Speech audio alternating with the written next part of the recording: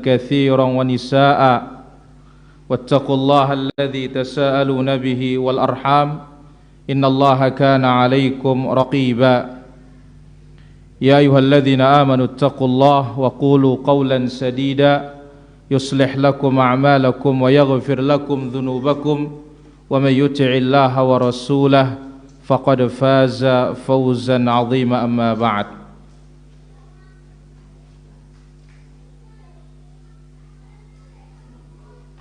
فإن أحسن الكلام كلام الله وخير الهدى هدى محمد صلى الله عليه وسلم وشر الأمور محدثاتها وكل محدث كل بدعة ضلالة وكل ضلالة في النار. Hadirin yang dirahmati Allah Subhanahu wa taala, pada kesempatan malam yang berbahagia ini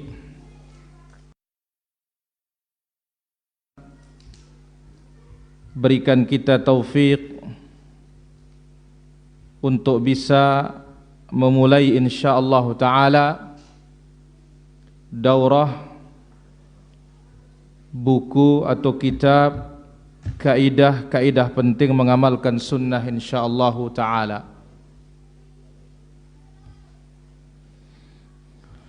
Jadi akan kita kaji dengan izin Allah Azza wa Jalla kaidah-kaidah penting mengamalkan sunnah, mengamalkan petunjuk Rasulullah sallallahu alaihi wasallam. Dan mudah-mudahan Allah Azza wa Jalla berikan kita taufik ittiba', mencontoh dan mengikuti Rasulullah sallallahu alaihi wasallam.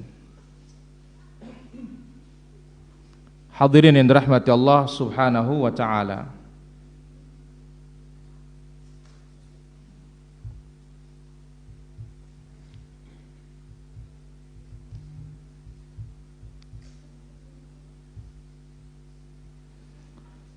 kita awali pembahasan kita pada kesempatan malam hari ini. Demikian juga para pemirsa secara khusus dari Hijrah TV.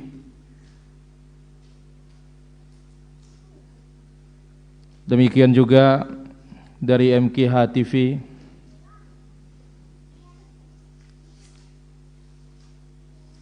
Demikian juga dari Rinjani TV dan yang lainnya. Akan kita awali dari muqaddimah kitab ini. Setelah kita bawakan khutbatul hajah, di sini ada penjelasan. Tidak diragukan bahwa di antara ihwal terpenting yang wajib diperhatikan setiap muslim adalah berusaha agar selalu mengikuti jejak Rasulullah sallallahu alaihi wasallam. Ini yang paling penting. Karena kita selamat itu ikut Rasul. Kalau kita enggak ikut Rasul, enggak mungkin selamat. Ikut manusia selain Rasul belum tentu.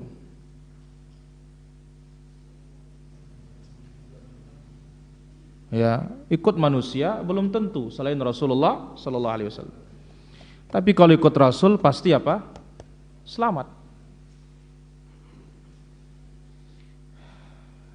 Mengamalkan sunnah-sunnah beliau kapan dan dimanapun berada. Ini yang paling penting. Ikuti Rasul, kemudian amalkan.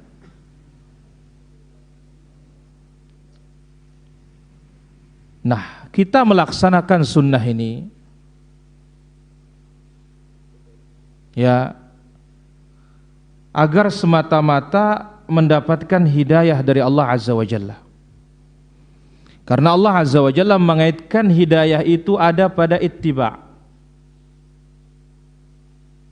Maka dikatakan ya, hal itu dilakukan semata-mata agar mendapat hidayah yang akan mengantarkannya kepada kebahagiaan hakiki. keberuntungan yang hakiki, yaitu masuk ke dalam surga. Faman zuhziha 'anil nar wa udkhilal jannata faqad faz. Siapa yang dijauhkan dari api neraka, dimasukkan ke dalam surga, maka dia sukses. Nah, Allah Azza wa Jalla perintahkan setiap muslim ikut sunnah. Tidak boleh tidak kalau mau selamat. Apa kata Allah Azza wa Jalla? Di antaranya suratul A'raf ayat 158 di sini. Wattabi'uhu la'allakum tahtadun. Ikuti Nabi Muhammad sallallahu alaihi wasallam agar kalian mendapatkan hidayah. Nah, jadi disyaratkan untuk dapat hidayah di sini ittiba'. Wattabi'uhu la'allakum tahtadun.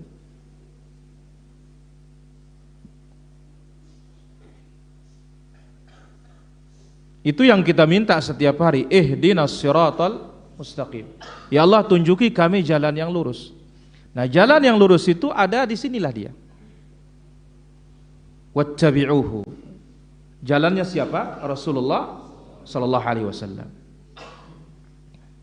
Jadi syaratul hidayah al-ittiba'. Jadi syarat untuk mendapatkan hidayah harus ittiba'. Kemudian dalam ayat yang lain, dalam surah An-Nur ayat 54, qul ati'ullah wa ati'ur rasul. Katakan ya Muhammad, taatlah kepada Allah, taatlah kepada Rasul. Fa in tawallau, jikalau manusia ini berpaling, enggak mau taat kepada Allah, enggak mau taat kepada Rasul, fa innama 'alaihi ma hummil wa 'alaikum ma hummiltum. Maka sesungguhnya kewajiban Rasul hanyalah apa yang dibebankan. Yang dibebankan kepada Rasul itu menyampaikan. Nah, wa alaihi ma hummil, dan kewajiban kita tentunya akan dibebankan kepada kita. Sekarang Rasul menyampaikan, selesai bebannya. Manusia menerima. Sekarang kita menerima atau tidak?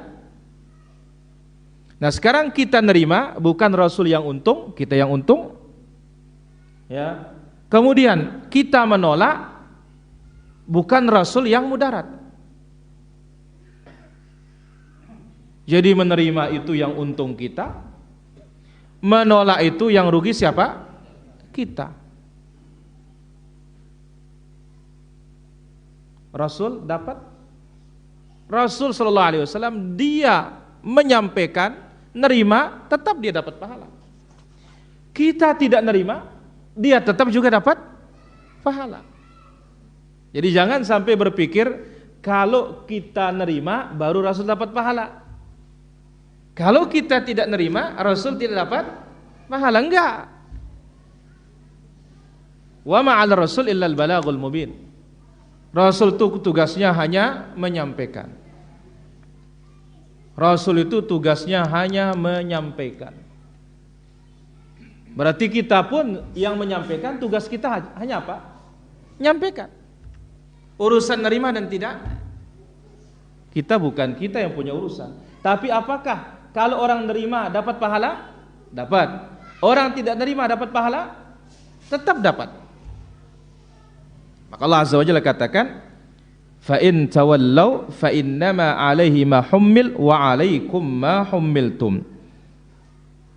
Jika mereka berpaling, maka sesungguhnya kewajiban Rasul Muhammad hanya apa yang dibebankan kepadanya, dan kewajiban kamu hanyalah apa yang dibebankan kepadamu. Jadi kita masing-masing punya apa? Punya beban. Baik.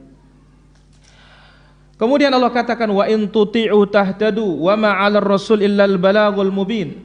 Jikalau kalian mentaatinya, kalian mendapatkan hidayah, dan Rasul itu tugasnya al-balagul mubin, hanya menyampaikan amanat dari Allah Subhanahu wa taala. Nah, ini dia para hadirin. Rasul punya tugas lain, kita juga punya tugas lain. Yang masuk sunnah, yang untung dia sendiri, Rasul enggak untung. Yang tidak masuk sunnah Rasul enggak rugi. Siapa yang rugi? Kita sendiri. Kenapa? Karena tugas Rasul wa ma 'ala Rasul illal balaghul mubin. Rasul itu tugasnya hanya menyampaikan. Baik. Ayat yang ketiga dibawakan di sini, laqad kana lakum fi Rasulillahi uswatun hasanah liman kana yarjullaha wal yawmal akhir wa dzakarallaha katsira. Sesungguhnya telah ada pada diri Rasulullah sallallahu alaihi wasallam suri toladan, ya, suri toladan, contoh terbaik bagi kita semua. Apakah ini urusan tertentu? Tidak. Urusan akidah paling penting Rasul contoh kita. Urusan ibadah contoh kita siapa? Rasulullah sallallahu alaihi wasallam. Urusan kehidupan agama contoh kita Rasulullah sallallahu alaihi wasallam.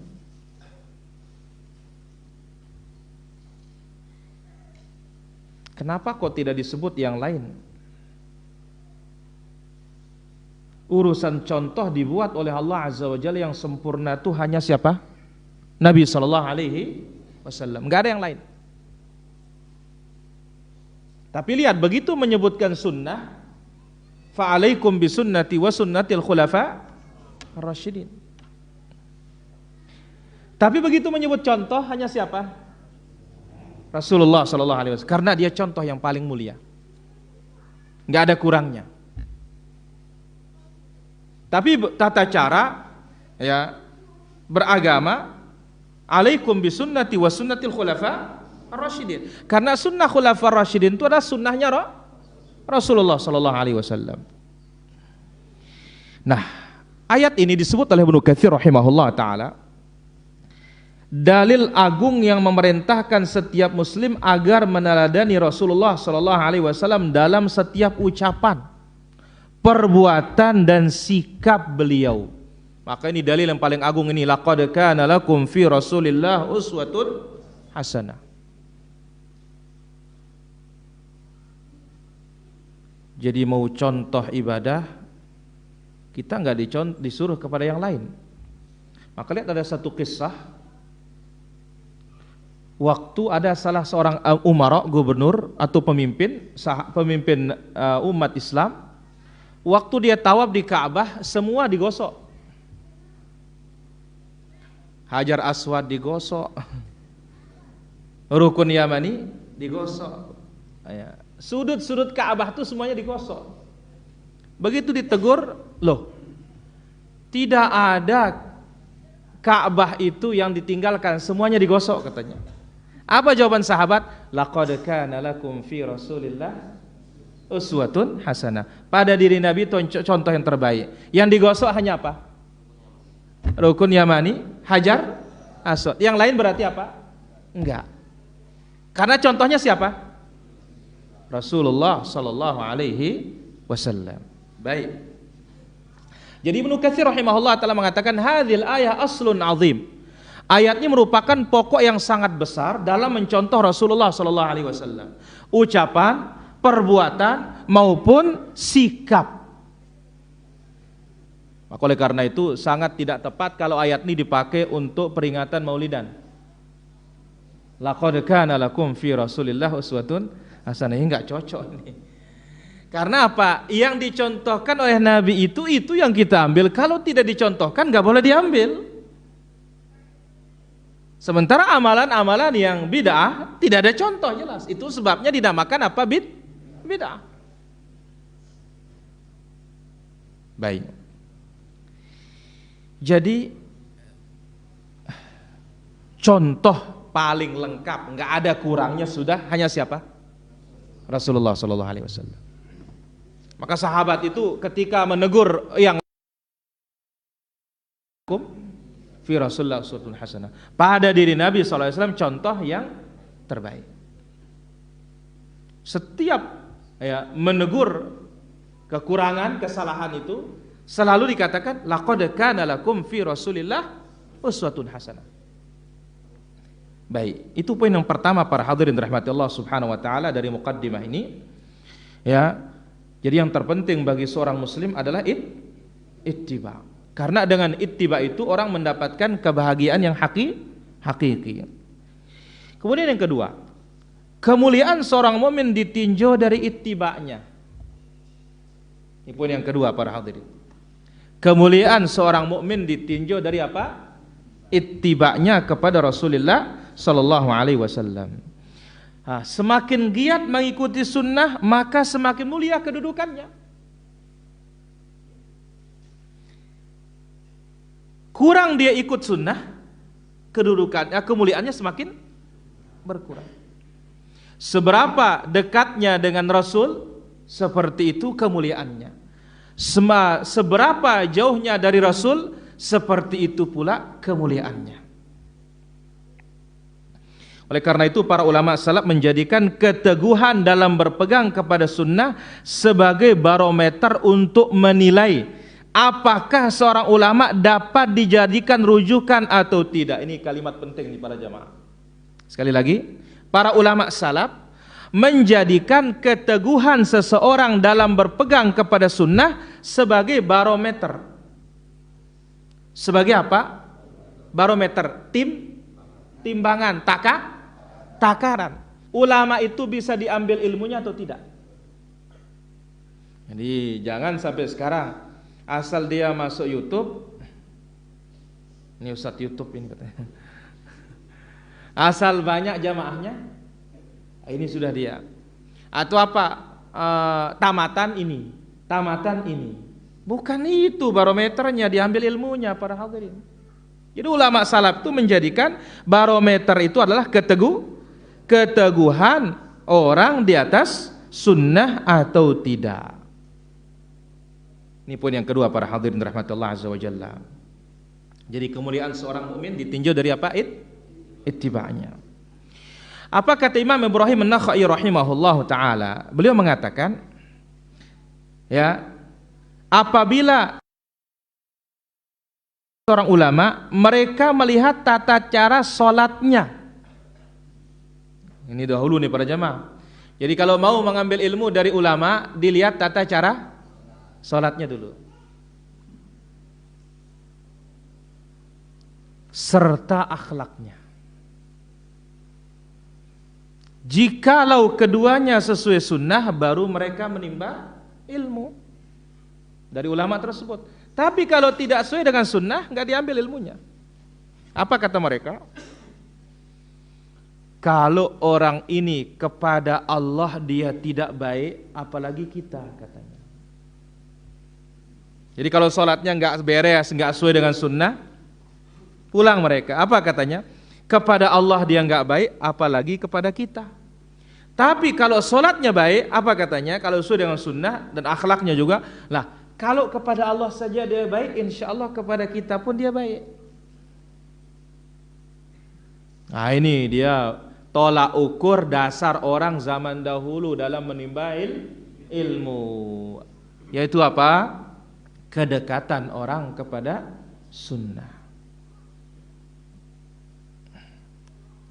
Abul Aliyah rahimahullah berkata, ini at-tabi'in, sebelum memilih seseorang guru, kami memperhatikan solatnya terlebih dahulu. Apabila solatnya sesuai sunnah, ingat loh para jamaah. Memangnya solat banyak yang tidak sesuai dengan sunnah, banyak tidak sesuai dengan sunnah. Mulai dari takbiratul ihram sampai selesai salamnya. Ya, sebelum memilih seorang guru, kami memperhatikan solatnya terlebih dahulu. Apabila solatnya sesuai sunnah, barulah kami duduk untuk menimba ilmu kepadanya. Ya, kalau sesuai dengan sunnah, baru kami menimba ilmu kepadanya. Nah, ada nggak sekarang kita ini nimba ilmu ngelihat solat guru kita? Nggak ada, hanya terkenalnya saja. Ya, nggak pernah dicek solat. Ini ustadznya solatnya bagaimana? Sunnah atau tidak? Nah, ini takaran barometer ya. Kalau mau menimba ilmu itu cek dulu apa salat. Lalu apa kata beliau? Barulah kami duduk untuk menimba ilmu kepadanya. Kami meyakini apabila salatnya baik, tentu hal yang lain akan lebih baik. Tetapi apabila salatnya tidak sesuai sunnah, kami pun segera bangkit dan tidak mau menimba ilmu kepadanya. Karena itu tadi alasannya, kalau kepada Allah dia baik, insya Allah kepada kita akan baik. Tapi kalau kepada Allah dia tidak baik, apalagi kepada kita. Nah, lihat itu para jamaah, istimbatnya para sahabat, pendalilannya sahabat ketika menerima Khalifah Abu Bakar. Apa kata mereka? Radhinahu lidinina afala nardahu lidunyana. Urusan agama kita ridha Abu Bakar menjadi pemimpin kita, apalagi urusan yang hina. Urusan apa dunia. Waktu Nabi SAW sakit, yang menjadi imam siapa? Abu Bakar. Ibunda Aisyah radhiyallahu anha minta yang lain jadi imam, yang lain aja Umar. Abu Bakar, kata Nabi SAW, muru Abu Bakarin falyusalli bin nas. Perintahkan Abu Bakar, dia mimpin kita salat. Yang lain ya Rasulullah, muru Abu Bakarin. Nah, begitu Nabi wafat, terangkatlah Abu Bakar. Langsung sahabat ditanya, ridho kalian Abu Bakar menjadi khalifah? Apa jawabannya? Radhinahu lidinina afala nardahu lidunyana. Urusan agama kita ridho dia menjadi pemimpin kita, apalagi urusan dunia. Di sini para hadirin, kalau urusan agamanya baik kepada Allah, salat, hubungan dia pribadi, apalagi akan kepada sesama. Tapi kalau ibadahnya kepada Allah tidak baik, apalagi kepada sesama. Jadi tolak ukur orang dahulu berbeda dengan tolak ukur orang sekarang. Maka ini perlu diperhatikan nih. Salah satu manhaj cara beragama. Jadi ngelihat guru itu ibadahnya sesuai sunnah atau tidak, ngelihat akidahnya sesuai sunnah atau tidak. Kalau tidak sesuai, tidak. Ambil contoh yang lain para jamaah, yang terjadi di zaman Imam Malik rahimahullah ta'ala. Kisah Imam Malik rahimahullah ta'ala. Imam Malik saking hati-hatinya mengambil agama, sebagian ulama yang saleh loh para jamaah, tetapi dalam hal riwayat ya banyak dia tidak cocok. Artinya apa? Banyak lupa. Bayangkan ini, dalam riwayat hadis banyak lupa. Apa dikatakan oleh Imam Malik? Ya, inna hadzal ilma dinun. Ilmu ini agama. Fanzuru amman ta'khuduna. Lihat dari mana engkau mengambil ilmu agamamu. Laqad adraktu fi hadzal masjid. Aku temukan di Masjid Nabawi. Masjid Nabawi loh, gudangnya ilmu para jamaah. Sab'ina mimman yaqul qala fulan qala Rasulullah sallallahu alaihi wasallam. Ada 70 orang. Banyak mereka menyampaikan hadis. Berkata si fulan, berkata Rasulullah sallallahu alaihi wasallam, bersabda Rasul sallallahu alaihi wasallam. Wa inna ahadahum, yang 70 itu, kalau disuruh memegang kunci bendahara atau dia diangkat menjadi bendahara Baitul Mal, lakana aminan, amanat. Fama akhadtu minhum syai'an, tapi urusan ilmu aku enggak ambil sama mereka, katanya. Kenapa? Li'annahum lam yakunu min ahli hadhihi sya'n. Karena mereka itu tidak ahli. Tidak apa? Ahli. Falamma qadima alaina Muhammad bin Syihab Az-Zuhri, ketika Muhammad bin Syihab Az-Zuhri datang ke Madinah, izdahamna ala babihi wa kana syabban, kami berbondong-bondong berdesak-desakan di pintunya, padahal dia masih muda tapi dia ahli. Nah, di sini barometer kita, tolak ukur kita dalam menimba ilmu ini apa? As-sunnah wal ittiba. Lalu apa kata beliau? Sebab Kami yakin apabila salat seseorang tidak sesuai sunnah, urusan yang lainnya pasti lebih buruk lagi, kata beliau. Nah, ini para jamaah. Jadi kalau salat seseorang tidak sesuai dengan sunnah, urusan yang lain pasti lebih buruk lagi.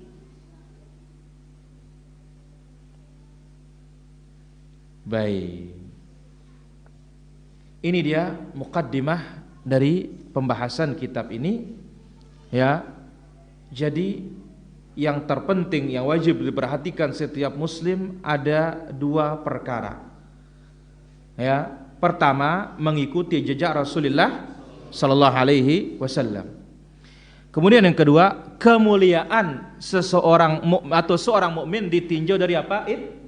Ittiba. Bahkan zaman dahulu, dan ini ingat sampai akhir zaman, bahwasanya barometer, takaran, sandaran orang itu diambil ilmunya atau tidak, ikut sunnah atau tidak, dia ngamalkan sunnah atau tidak, terutama ketika beribadah kepada Allah Subhanahu wa taala. Karena bisa saja para hadirin, ya, kita ketika menyampaikan bagus, tapi pada diri kita belum bagus, bisa saja. Ibarat tukang rumah, rumahnya orang bagus, tapi rumahnya dia belum jadi juga kan? Ya, apalagi ini urusan agama. Itu dia muqaddimah. Baik, kita ambil sekarang bab pertama, mengenal sunnah dan ahlus sunnah. Apabila ingin selamat dunia akhirat, kita tidak punya pilihan lain selain dari menjalankan Islam sesuai dengan apa? Sunnah Nabi Muhammad sallallahu alaihi wasallam. Enggak ada pilihan lain kalau mau selamat. Yang Allah Azza wa Jalla katakan dalam firman-Nya,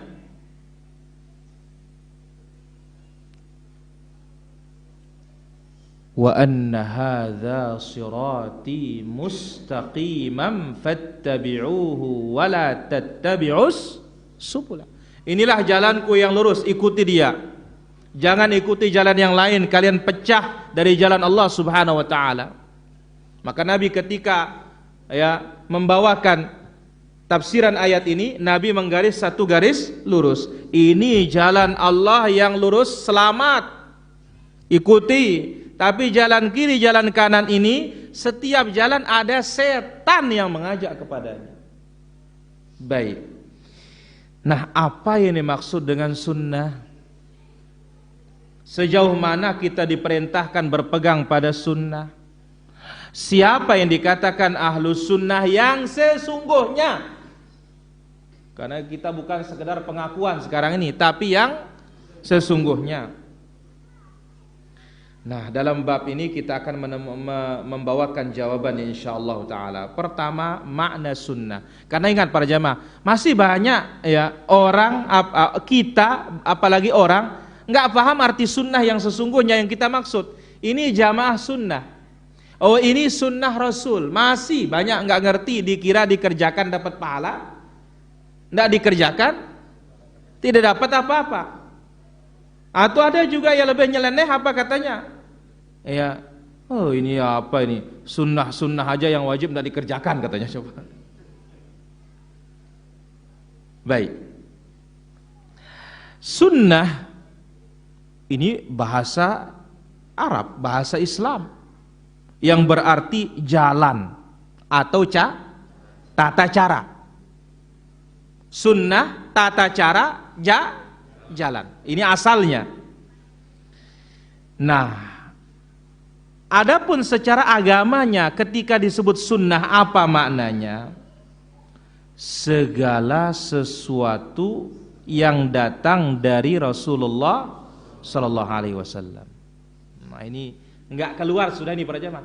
Apapun yang datang dari Rasul sallallahu alaihi wasallam dinamakan apa?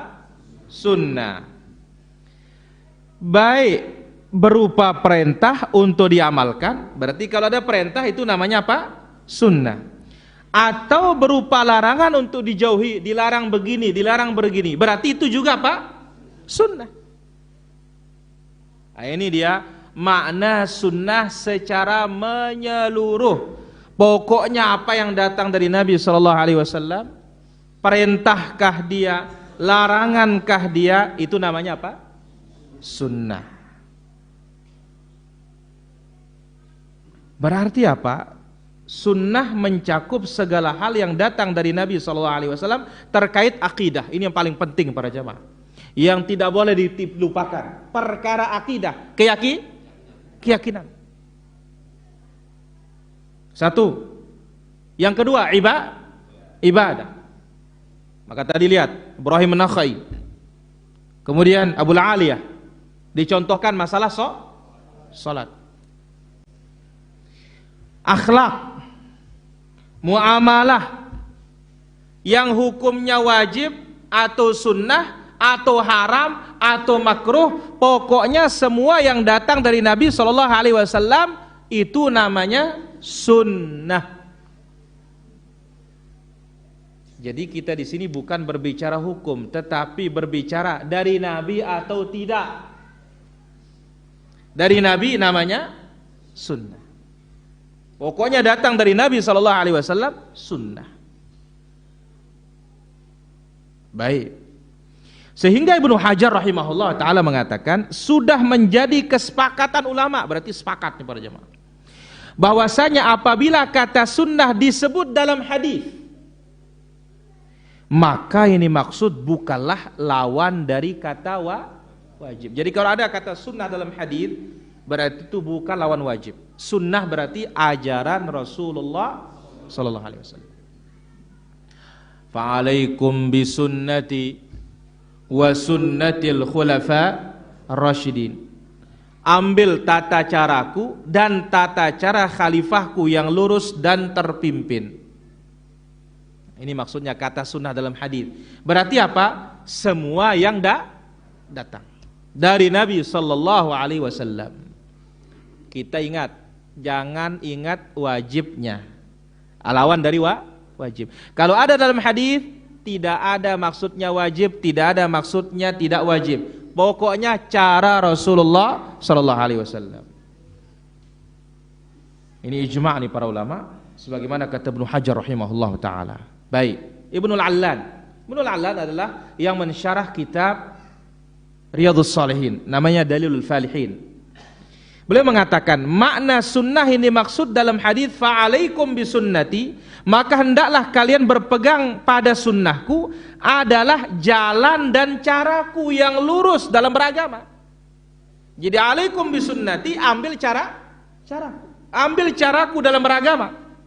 Wa sunnatil khulafar rasyidin, ambil cara khalifahku yang lurus dalam beragama.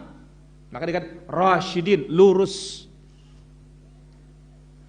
Ya, al-mahdiyin, ar-rasyidin al-mahdiyin, lurus dan terpimpin, mendapat hidayah. Yaitu yang aku kerjakan selama ini dan telah aku jelaskan kepada kalian berkenaan dengan akidah, amaliyah, baik hukumnya wajib, mustahab atau selain itu, selama itu datang dari Rasulullah sallallahu alaihi wasallam. Maka ini dikatakan apa? Wajib. Atau ini dikatakan sunnah. Jadi kalau ada dalam hadis, jangan pikir ini wajib hukumnya apa enggak. Enggak usah pikir itu. Pokoknya selama dalam hadis sunnah berarti cara Nabi sallallahu alaihi wasallam. Baik, contoh sekarang praktik sahabat. Mereka enggak kenal istilah itu, ini wajib, ini sunnah. Kalau menyebut alaikum bisunnah, enggak ada. Apa kata Abu Sa'id Al-Khudri? Mengkisahkan perihal dua sahabat melakukan safar. Ketika waktu sholat tiba, keduanya tidak mendapatkan air untuk berwudu. Nah, kalau enggak dapat air berwudu, otomatis kita apa? Tayamum. Mereka pun bertayamum lalu sholat. Tanpa diduga-duga, mereka setelah itu menemukan air, dapat air. Nah, sehingga salah satu dari mereka ini ketika menemukan air, wudhu lagi, diulangi sholatnya. Yang satu enggak. Satu berwudu, ulangi sholat, sedangkan yang lain tidak mengulangi sholat, otomatis tidak wudu. Nah, setelah mereka tiba di hadapan Nabi SAW, keduanya menceritakan. Inilah para sahabat itu, para hadirin.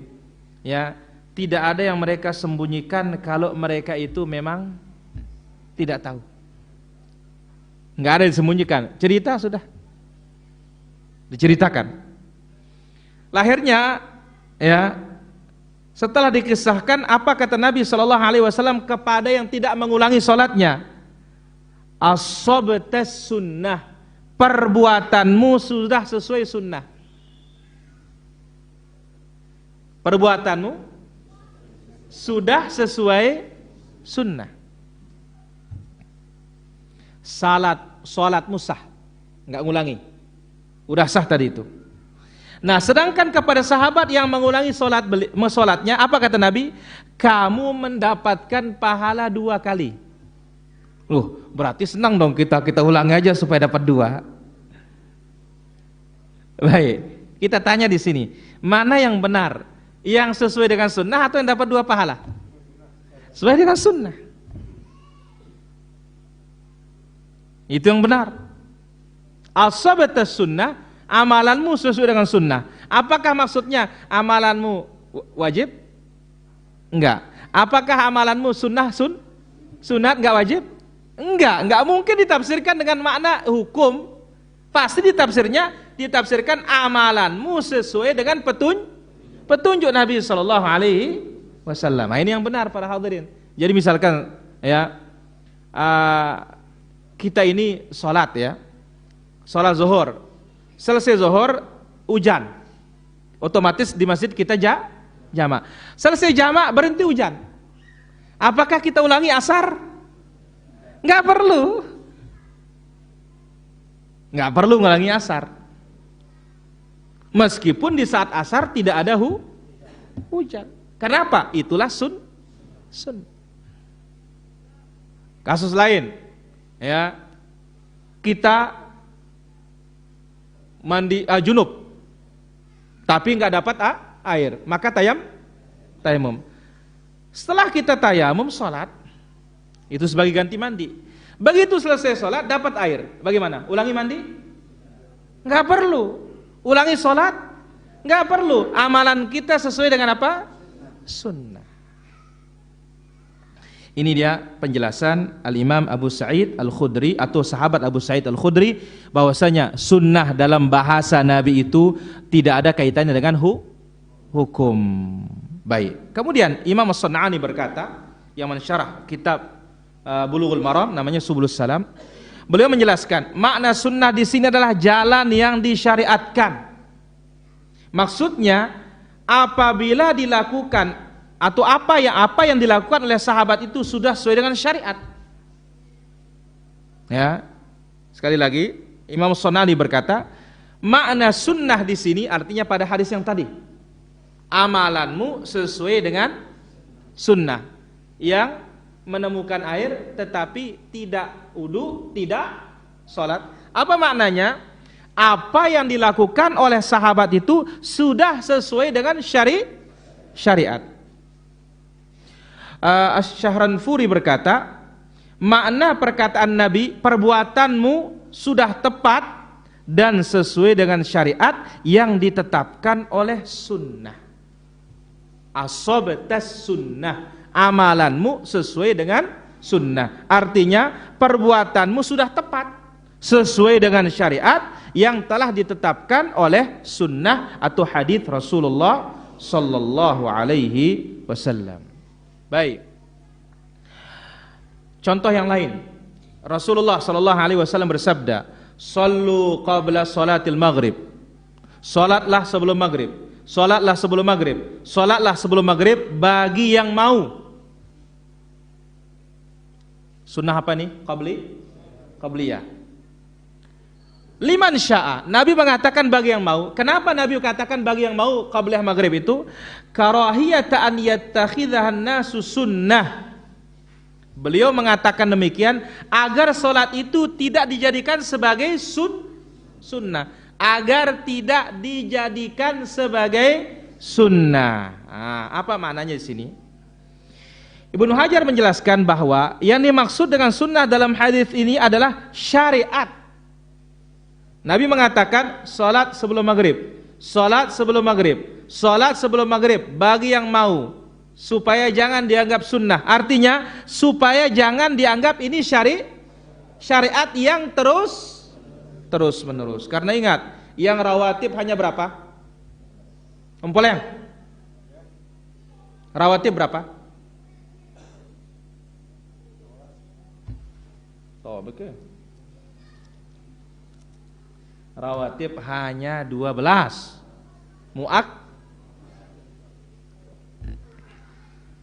Calo sebutkan.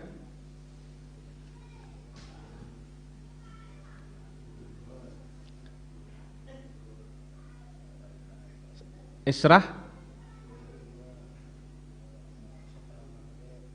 setelah maghrib, setelah isya, sebelum zuhur,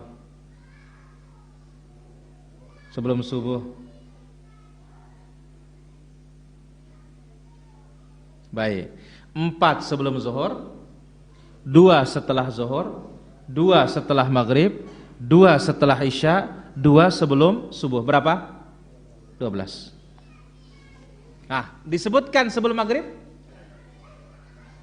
Disebutkan? Tidak disebutkan. Maka itu sebabnya ketika dikatakan karahiyata an yattakhidhahan nasu sunnah, Nabi mengatakan demikian agar sholat itu tidak dijadikan sebagai sunnah, jangan dijadikan sebagai syariat yang terus menerus. Ini dipahami apa? Sahabat itu ketika menyebut sunnah berarti terus menerus. Beda kalau kita disebut sunnah apa? Kadang-kadang. Nah, ini faedah yang perlu diambil nih para jamaah. Jadi Nabi mengatakan pada kali yang ketiga bagi yang mau. Kenapa dinamakan demikian? Kata Abdullah Al-Muzani, kata sahabat, karahiyata an yattakhidhahan nasu sunnah. Dikhawatirkan orang menjadikannya sebagai apa arti sunnah? Syariat yang terus menerus.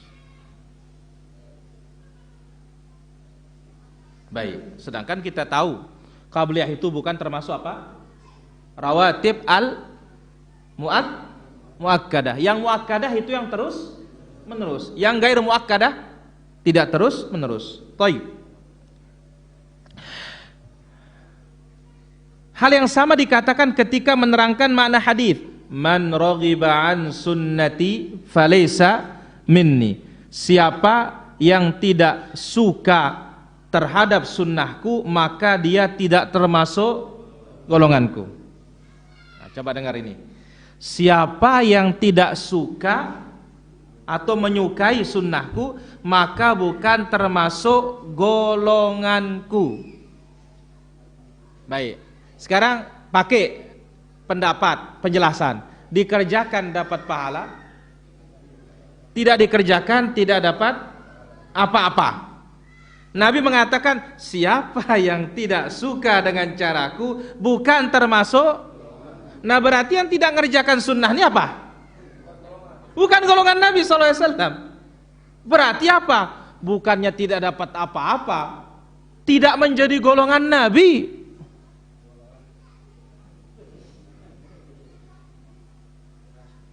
Nah, berarti apa? Dalam hadis ketika disebut sunnah bukan menyebutkan hukum. Ini pegang nih para hadirin. Pegang nih para pemirsa. Ketika menyebutkan apa? Sunnah di dalam hadis Nabi bukan berarti menyebut status hukum. Justru para sahabat memahami sunnah itu yang terus menerus dikerjakan. Baik. Dikatakan, ini maksud sunnah dalam hadis adalah cara dan jalan, bukan lawan dari kata wajib. Adapun maknanya adalah barang siapa meninggalkan jalanku lalu mengambil jalan yang lain, maka dia bukan termasuk golonganku. Syekhul Islam rahimahullah menyebutkan bahwa ketika Imam Muhammad bin Abdul Malik Al-Karji mengatakan, ketahuilah sesungguhnya sunnah adalah jalan Rasulullah sallallahu alaihi wasallam. Ikutilah jejak beliau dengan berjalan di atasnya, dan sunnah beliau terbagi menjadi 3: qauli, ucapan; fi'li, perbuatan; wa'tiqadi, keyakinan. Ini penjelasan sebagian para ulama ini. Ucapan Nabi itu sunnah, perbuatan Nabi itu sunnah, akidah Nabi sunnah. Nah, kita pakai hadis yang tadi, man raghiba an sunnati, siapa yang tidak suka dengan sunnahku bukan termasuk. Nah, pakai masalah akidah, barang siapa yang bukan termasuk golongan Nabi sallallahu alaihi wasallam. Meskipun iya hadis itu dalam masalah nikah, tapi umum. Al-ibratu bi umumil lafzi la bi khususis sababi. Yang menjadi ukuran adalah keumuman lafaz, bukan kekhususan sebab. Dengan demikian, apabila lafaz sunnah disebutkan dalam konteks anjuran melakukan kebaikan, ya, yang diucapkan oleh Nabi, sahabat atau tabi'in, maka maksudnya adalah jalan yang terpuji dan cara yang diridhai oleh Allah yang dibawa oleh Rasulullah sallallahu alaihi wasallam. Dan itu mencakup semua yang terkait dengan keyakinan, perbuatan, baik yang hukumnya wajib maupun mandub maupun mubah. Berarti sunnah di dalam sabda Nabi mencakup semua urusan agama, tidak ada satu pun yang tertinggal. Nah, ini dia para hadirin rahmatullah subhanahu wa ta'ala, pertemuan kita pada kesempatan malam yang berbahagia ini. Wal ilmu indallah, sallallahu ala nabina Muhammad wa ala alihi wa sahbihi ajma'in. Jadi kita bisa menarik kesimpulan pertama, syarat atau kemuliaan seorang mukmin ada pada apa? Ittiba'us sunnah. Karena dengan ittiba'us sunnah orang akan dimasukkan ke dalam surga. Yang kedua, ya, sesungguhnya bahwasanya yang paling penting dalam kehidupan setiap muslim adalah ittiba'. Yang paling penting, ya, yang wajib diperhatikan setiap muslim dalam kehidupannya adalah selalu ittiba', mengamalkan apa? Sunnah Rasulullah sallallahu alaihi wasallam.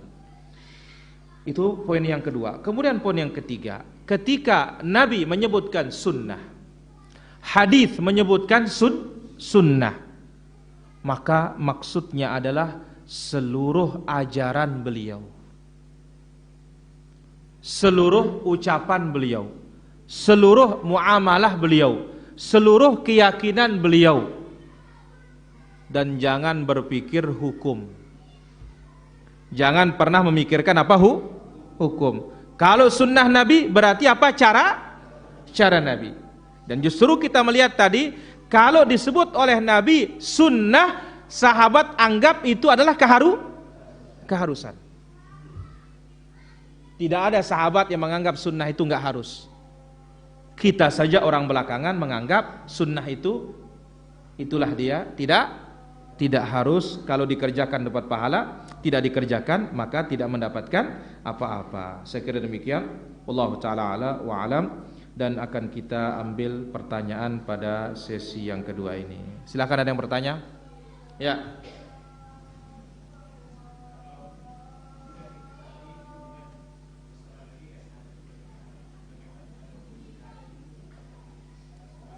Baik.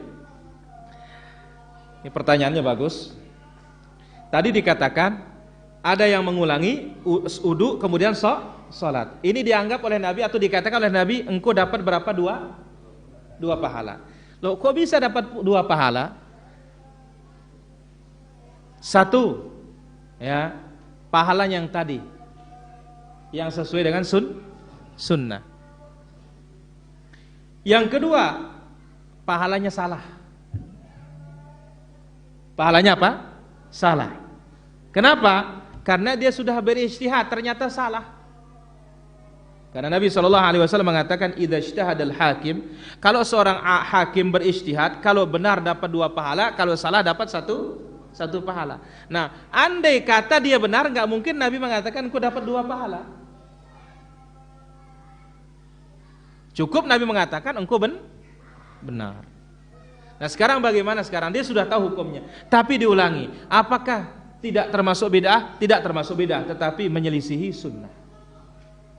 Menyelisih apa? Sunnah. Allah Ta'ala ala wa alam. Ya, Empoleng. Kalau pada hari kiamat orang-orang yang melakukan bid'ah ini bagaimana nasibnya nanti? Apakah mereka dapat syafaat dari Rasulullah? Baik. Di antara yang terusir dari telaga Nabi sallallahu alaihi wasallam melakukan bid'ah. Nah, adapun syarat syafaat, imani yang 3 atau fahami yang 3. 1, Allah memberikan izin. 2, Allah meridhai. 3, tidak ada yang diridhai kecuali orang bertauhid. Nah, sekarang tergantung kelas bid'ahnya bagaimana. Kalau kelas berat, enggak bakalan dapat. Wallahu ta'ala ala wa alam. Ya.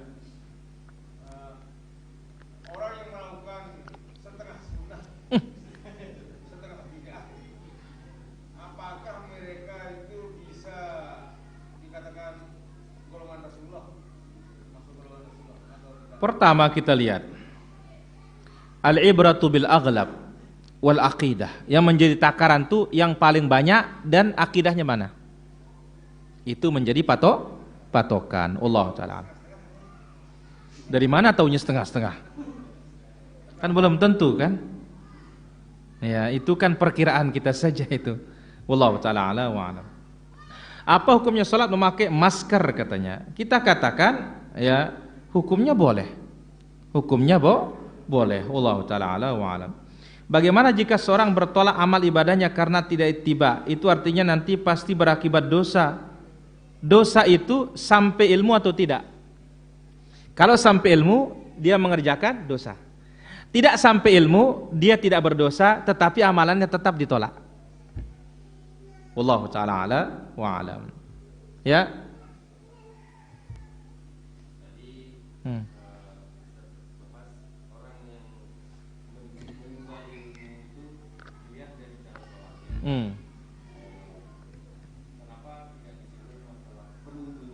Apa?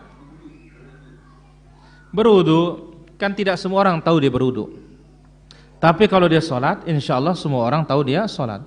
Dan wudu paling ya akan timbul kesalahan, misalkan dalam kurang mencuci anggota wudu, dan itu mudah ketahuan. Tetapi gerakan yang paling banyak itu berkaitan dengan apa? Sholat. Allah Ta'ala ala wa alam. Pada saat menjadi imam terkadang ingin baca surat juz 29 agak panjang, tapi khawatir makmum enggak betah. Akhirnya membaca surat pendek. Nabi SAW kalau memimpin dirinya sholat panjang, tapi memimpin orang memang pendek-pendek. Wallahu ta'ala ala wa alam. Kalau orang sudah meninggal dunia belum diakikah, apakah wajib diakikah? Tidak wajib. Yang wajib akikah itu, atau menurut pendapat sebagian para ulama, orang yang masih hidup. Wallahu ta'ala ala wa alam.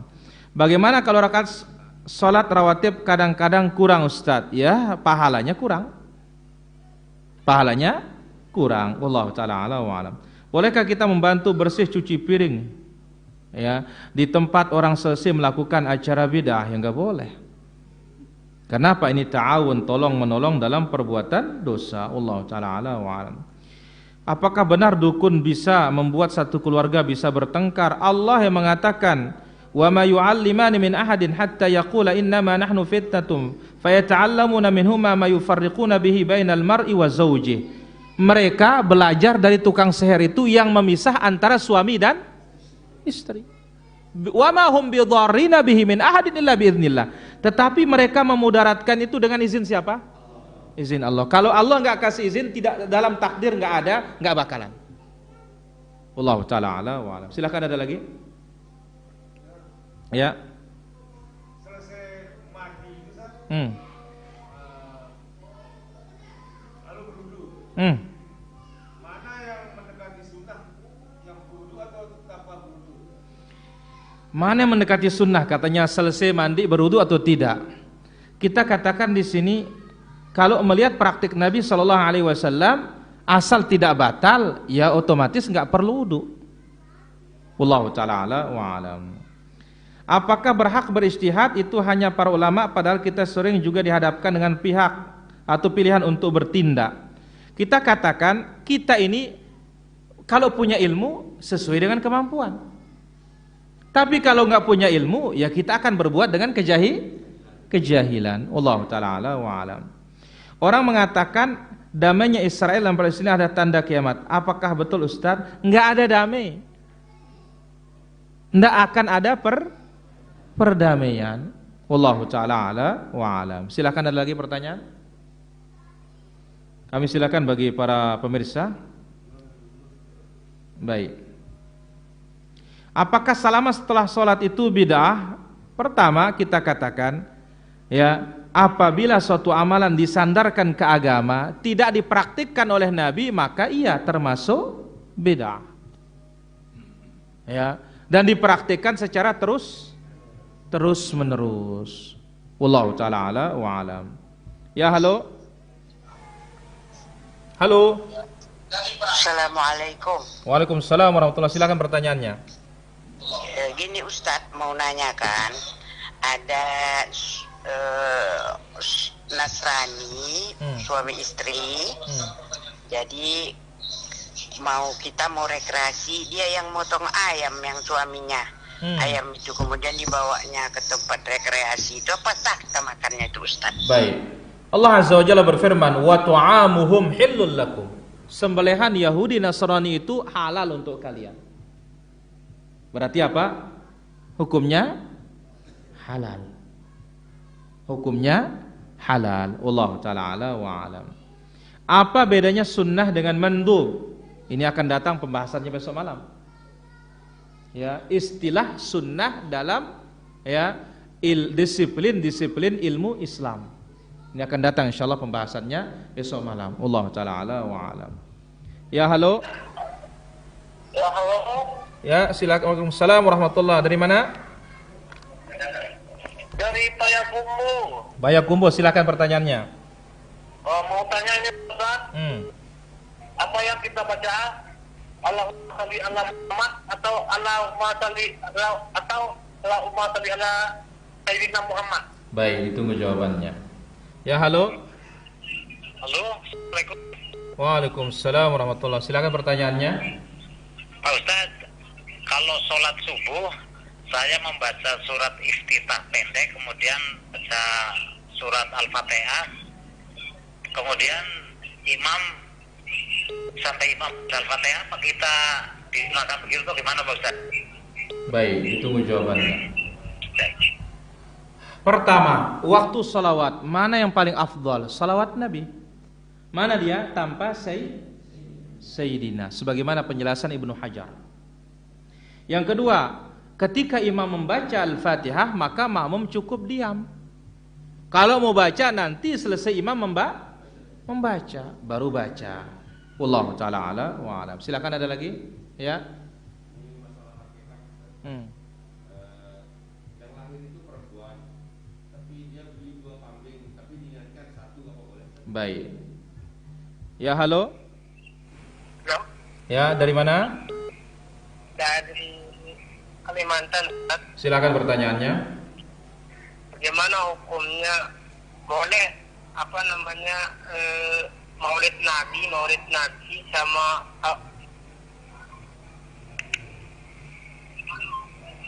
maulid Nabi dengan tahun baru hijrah? Baik, tunggu jawabannya. Baru hijrah. Baik. Pertama, tidak ada peringatan Maulid Nabi. Nabi lahir iya. Kemudian tidak ada peringatan tahun baru Hijriyah. Tahun baru ada.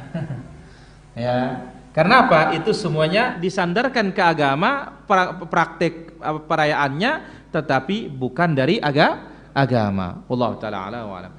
Lahir perempuan, yang dibeli kambing dua, satunya untuk akikah, satunya untuk makan-makan, sangat boleh. Bila perlu 3, 4. Yang penting jangan lupakan ompol yang. Allah taala a'lam wa a'lam. Ya, halo. Halo. Waalaikumsalam warahmatullahi wabarakatuh. Waalaikumsalam. Silakan pertanyaannya. Pertanyaan saya, kalau kita membangun toko, apakah wajib itu dizakati atau tidak? Baik, ditunggu jawabannya. Kalau bangun toko wajib dizakati atau tidak? Wajib dizakati hasilnya. Tapi harus mencapai setahun. Dan itu zakat uang. Berarti apa? Seharga emas 85 gram emas. Bagi 40 keluarlah zakatnya. Wallahu taala ala wa alam. Baik, ada pertanyaan lagi? Ya.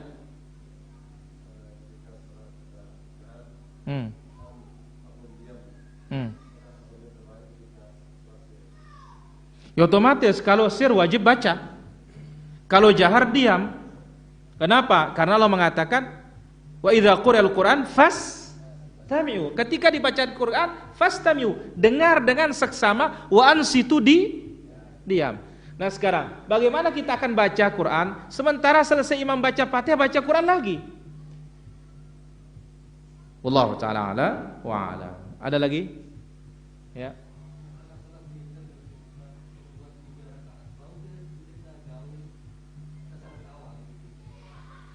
Pertama, enggak ada tasyahud awal dalam witir itu. Karena apa? 2 rakaat salam, 1 rakaat salam. Mana tasyahud awalnya? Kalau tasyahud awal berarti namanya sholat maghrib. Ingat, nama tasyahud awal itu nyambung. 2 rakaat tasyahud, naik lagi 1. Nah, itu nama tasyahudul awal. Tapi kalau 2 rakaat salam, kemudian naik lagi, tasyahud lagi, salam, ini namanya pisah. Cuma cara pengerjaannya berbeda supaya jangan sama dengan sholat maghrib. Wallahu ta'ala ala wa alam. Ya, halo. Halo. Ya, halo. Halo. Ya, dari mana? Dari Padang ya. Dari Padang ya. Ya. Padang Maksar nih. Ya, halo. Silakan. Halo. Ya, pertanyaannya. Ini di Padang nih. Ini saya mau tanya Ustaz. Tanya sudah ya. Ya, tiap-tiap mau puasa ini kita ada. Ya Ustaz, saya tiap-tiap mau puasa ini. Mau puasa. Berdoa untuk selamatkan puasa Ustaz. Apakah itu sunnah atau biasa? Baik, itu jawabannya. Ya, halo. Assalamualaikum Ustaz. Waalaikumsalam warahmatullahi. Pertanyaannya? Bagaimana masalah penentuan 1 Syawal? Kadangkala pemerintah dengan ormas itu berbeda pendapat penentuan harinya di 1 Syawal. Yang mana saya yang harus ikuti, pemerintah apa ormas? Baik, ditunggu jawabannya. Pertanyaan pertama katanya, sebelum Ramadan tiba ada acara, ya, baca-baca doa dan semisalnya. Apakah ada tuntunan dari Nabi SAW atau tidak? Enggak ada. Menyambut Ramadan. Kalau kita bersin? Enggak ada itu. Ya, enggak ada bersin puasa. Masa dibersihin puasanya? Memang puasa sudah membersihkan orang. Allah taala ala wala. Yang kedua, ketika terjadi perbedaan antara ormas dengan pemerintah penentuan hilal, ikuti pemerintah. Karena Nabi jelas mengatakan as-shaum yauma tasumun, puasa mengikuti penguasa. Allah taala ala wa alam. Silakan, ada lagi? La ilallah. Ketika kita berhubungan suami istri, apakah ada bid'ah yang kita lakukan? Bepolengan. Apakah ada bid'ah yang dilakukan waktu hubungan suami istri? Ada. Mana dia? Dia khususkan malam Jumat berdasarkan hadis palsu. Oh, katanya. Ya, Allah taala ala wa alam. Ya, halo. Halo, Assalamualaikum warahmatullahi wabarakatuh. Waalaikumsalam warahmatullahi. Silakan pertanyaannya. Ini dari hamba Allah Jakarta. Ini mau nanyain Ustaz, bagaimana hukumnya orang baru azan di masjid, terus kita melaksanakan sholat wajib di rumah. Baik. Bagaimana itu hukumnya? Baik. Kita katakan azan di masjid, kita sholat wajib di rumah. Bagaimana hukumnya? Boleh, nggak ada masalah. Tapi perempuan jangan lupa qabliyah, karena mereka waktunya lebih luas. Wallahu taala ala wa alam. Apakah ada tuntunan qabliyah maghrib? Loh, tadi kita sebut.